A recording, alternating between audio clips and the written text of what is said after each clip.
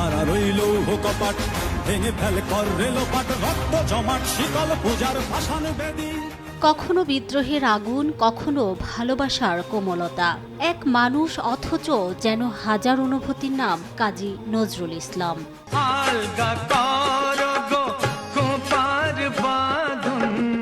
যে কলম অন্যায়ের বিরুদ্ধে বজ্র হয়ে উঠেছিল, সেই কলমই আবার লিখেছিল প্রেম, সাম্য আর মানবতার গান।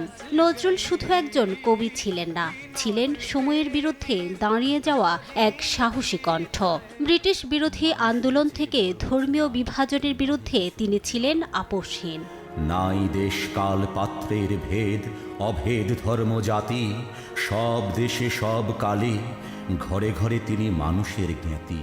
মানুষের চেয়ে বড় কিছু নেই, তার লেখার এই দর্শন আজও সমান প্রাসঙ্গিক। সন্তানদের নাম রেখেছিলেন কৃষ্ণ মোহাম্মদ, অরিন্দম খালেদ। তার লেখায় যেমন ছিল কোরআনের বাণী, তেমনি উঠে এসেছে শ্যামা, কালী কিংবা কৃষ্ণ ভক্তির গানও।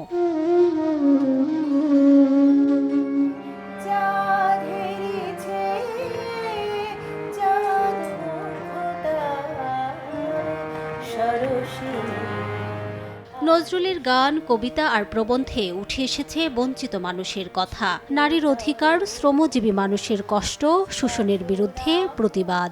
মনুষ্যত্ববোধ, মানুষকে ভালোবাসবার যে কথা, সেগুলোকে যদি আমরা সত্যিকার অর্থে ধারণ করি, তাহলে আমাদের অনেক সমস্যাই থাকে না। আমার মনে ইচ্ছে বা বাসনা যে ওনার মতো অসাম্প্রদায়িক এবং ওনার মতো এরকম সৎ সাহস নিয়ে যাতে আমরা সামনের দিনগুলোতে এগিয়ে যেতে পারি। শেষ দিন পর্যন্ত বলে গেছেন যে মানুষের চেয়ে মহান কিছু তার কাছে নেই। মসজিদেরই পাশে আমার কবর দিও ভাই।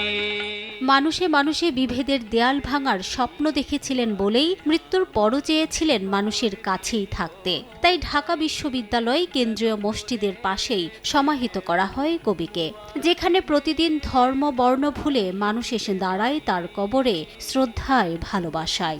এত অল্প সময়ের মধ্যে এতগুলো জায়গায় কি করে বিচরণ করেন, এটা একটা আসলে রহস্যই আমার কাছে মনে হয়। আমাদের এখন লক্ষ্য হচ্ছে বিশ্বব্যাপী ছড়িয়ে দেয়, এবং সেটার জন্য আমরা খুব রিসেন্টলি নজরুল সাহিত্য থেকে ইংরেজিতে অনুবাদ করেছি। যত বেশি বিদেশি ভাষায় ট্রান্সলেট হবে, তত বেশি নজরুল বিশ্বের হয়ে উঠবে। সেটার জন্য নজরুল ইনস্টিটিউট এখন কাজ করছে। ভালোবাসো মোর গান।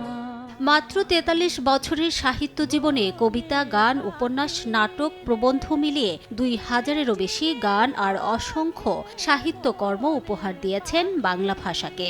বিদ্রোহী, অগ্নিবীণা, সাম্যবাদী, দোলনচাপা, তার প্রতিটি সৃষ্টি যেন সময়কে ছাপিয়ে যাওয়া এক একটি উচ্চারণ। নজরুল শুধু সাহিত্যিক ছিলেন না, ছিলেন সম্প্রীতির এক জীবন্ত প্রতীক। তাই শুধু স্মৃতিতে নয়, প্রয়োজন নজরুল চর্চার মাধ্যমে তার আদর্শকে ধারণ করা। রিমু সিদ্দিক, সময় সংবাদ, ঢাকা।